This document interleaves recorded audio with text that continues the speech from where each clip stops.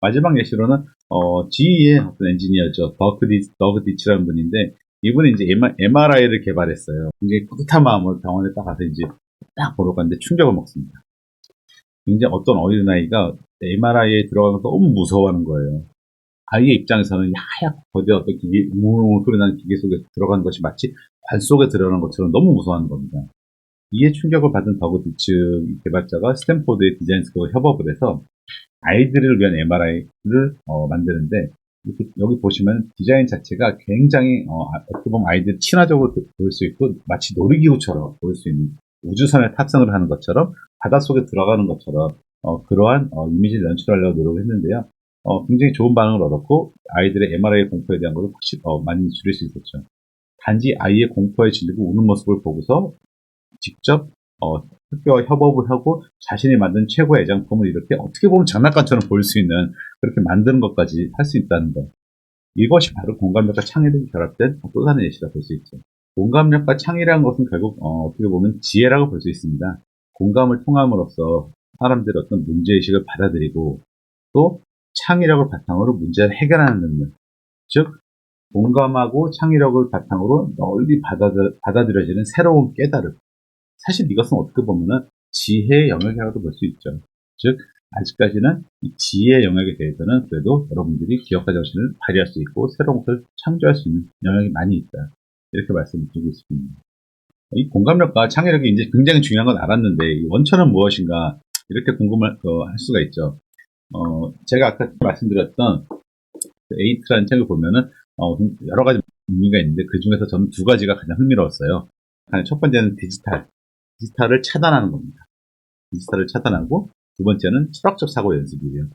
그게 왜 그러한지 하나씩 살펴보겠습니다. 스티브 잡스, 빌 게이츠, 세계 최고의 위선자부터 이게 무슨 얘기일까요? 여러분들이 지금 요즘 디지털 시대, 자동화 시대에 살고 있는데 일단 여러분들이 스스로 생각을 하고 공감을 하려면 마음의 공간을 확보하셔야 돼요. 디지털이란 것은 자동화되고 실시간이기 때문에 여러분들에게 마음에 쉴 시간을 주진 않습니다. 항상 자동적으로 실시간이라고 생각을 해보세요. 그렇기 때문에 여러분들께서 뭔가를 관찰하고 공감을 하려면 관찰을 해야 되잖아요. 관찰하기 위해서는 먼저 여러분들 스스로 공간을 확보하셔야 됩니다. 스티브 잡스나 빌 게이츠 또 심지어 페이스북의 공동 창업자인 숀 파커라는 사람의 경우는 SNS 라이어예요.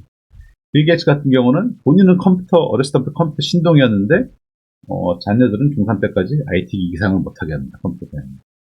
사실 이러한 움직임들은 곳곳에서 발견되고 있습니다. 실리콘밸리에 있는 최고의 세력학교들 같은 경우에는 오히려 분필, 그 칠판 있는 학교에서 IT 기기 하나 없이 브리트니스 백과사전이나 실제 종이책으로 공부를 많이 하는데요. 이러한 것들을 의미하는 건 무엇일까요? 바로 디지털을 잠시 멈추고 여러분들 머릿속에 상대방을 무언가를 관찰하고 해석할 수 있는 공간을 확보해야 된다.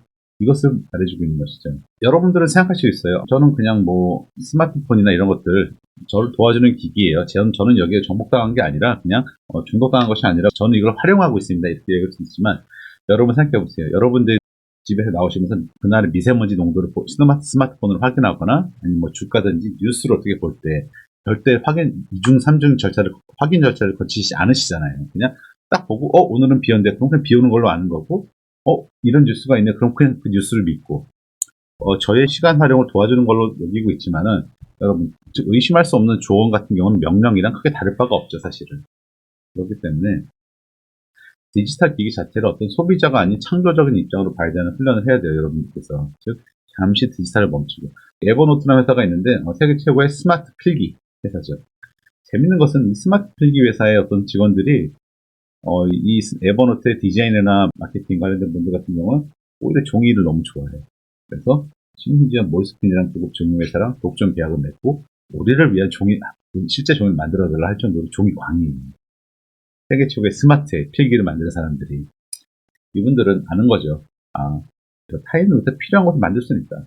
하지만 그들이 무엇을 원하는지 그것을 공감하기 위해서는 일단 기본적으로 생각할 공간을 내 마음속과 내 머릿속에 남겨둬야 된다.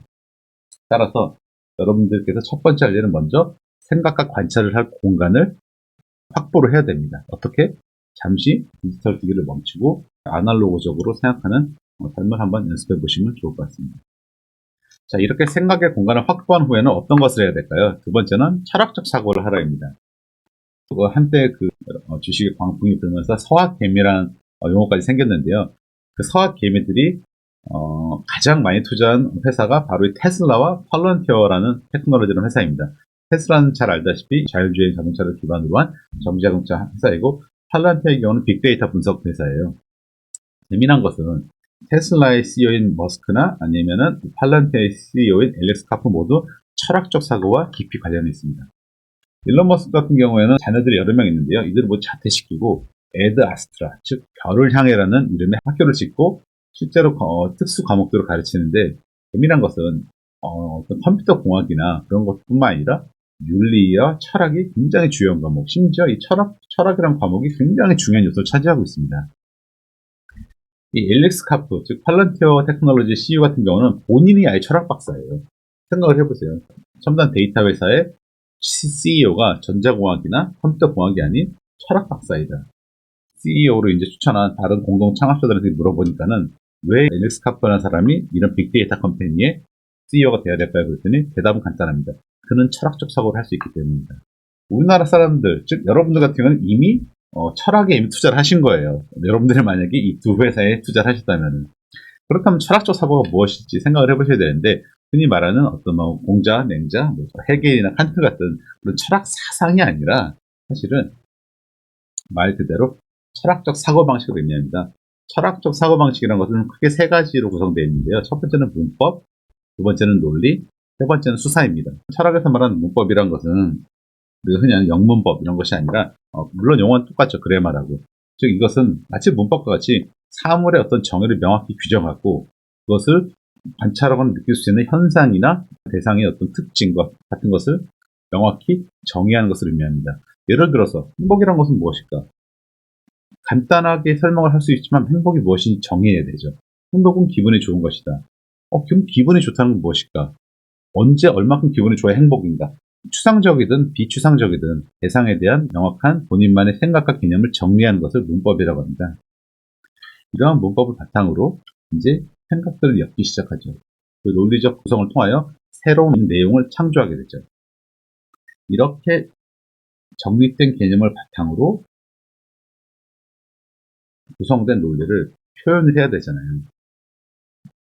이 표현이란 것은 여러분 일방적으로 그냥 벽에 대고 떠드는 것처럼 딱 가서 내 말 좀 들어봐고 하는 게 아니라 상대방을 설득하는 거거든요. 상대방을 설득하기 위해서는 당연히 상대방이 내 대해서 알아야 되겠죠. 뭘 원하는지, 뭘 궁금해하는지, 내 말을 믿는지 안 믿는지 공감을 하고 이해를 근거로 설득을 하는 것이지, 가서 그냥 내 생각을 막 쏟아붓는 게 아니거든요. 따라서 이것을 트리비움, 세 가지 길이라는 어떤 뜻인데, 철학적 사고에 대해서 훈련을 해야 된다. 순서상으로는 이렇게 그래머를 바탕으로 논리를 세우고 그것을 설득과 표현을 한다고 볼 수 있지만, 사실은 세 가지 능력은 상호 연관성이 깊기 때문에 꼭 이 순서를 지켜가면서 해야 된다, 이러실 필요는 없고요. 여기서 이제 여러분들께서 이미 눈치채셨을 거예요. 대상을 명확히 이해하고 새로운 일을 구성하는 것은 창의력과 바탕이 있고요. 상대방을 설득하고 이해하는 것은 공감력과 바탕이 있죠. 여러분들께서 공감과 창의력이 중요한 것에 대해서 여태껏 말씀드렸는데요. 그렇다면 어떻게 공감력과 창의력을 기를까? 먼저 최소한의 생각을 확보하시면 됩니다. 잠시 디지털을 놓아두시고 머리와 가슴 속에 남들을 관찰할 수 있는 그러한 여지를 좀 확보하신 다음에 철학적 사고를 통해서 그 공간을 체험하시라는 겁니다. 쉽진 않죠. 무엇을 해야 되는지 일단 알고 또 실천할 방법을 찾는 것이 여러분께서 진정한 기업가 정신을 발휘할 수 있는 그런 길이 아닌가 생각이 듭니다. 기업가 정신의 핵심은 결국 행동으로 옮기는 거죠. 오늘 생각의 공간을 확보해서 공감하시고 내일 철학적 사고를 통해서 창조하고 창의하는 그런 삶의 기회를 가질 수 있도록 바람하지 않습니다. 네, 여러분, 결론입니다. 기업가 정신의 핵심은 행동으로 옮기는 것입니다. 오늘 공감하고 내일 창조하라. 이렇게 좀 다소 거창하게 말씀을 드렸는데요. 정리를 해보면은 여러분 기업가 정신 같은 경우는 결국 새로운 것을 제시하고 발견해서 사람들의 삶을 바꾸는 것을 목표로 하고 있죠. AI 인공지능의 분야가 많은 기업가 점수를 발휘한 새로운 영역을 제공해 주는 것도 사실입니다. 많은 기업가들이 그 분야에서 지금도 열심히 새로운 상품 개발에 노력을 하고 있고, 하지만 다른 측면을 본다면은 인간의 창의적인 부분을 많이 잠식해오고 많이 배치해오는 것도 사실인데요. 이럴 때 저희가 그냥 영역을 뺏긴다고 생각하는 것이 아니라 이 정도의 창의력이 필요한 부분은 이제 인공지능에게 넘겨주자. 대신 참 인간만이 할 수 있는 고유의 창의적인 활동이 무엇이 있을까 생각을 해봤을 때, 그것은 바로 깊은 공감을 하고 공감을 바탕으로 한 창의력의 발휘다. 그러기 위해서는 먼저 디지털을 잠시 멀리해서 생각의 공간을 확보하시고, 그 확보된 공간에다가 철학적 사고를 채워 넣어라. 그럼으로써 공감과 창의할 수 있는 능력을 키워야 된다. 이렇게 말씀드릴 수 있습니다. 네, 역시 핵심은 행동으로 옮기는 것이죠. 네, 오늘 공감하고 내일 창조하시는 여러분이 되시길 부탁드립니다. 감사합니다.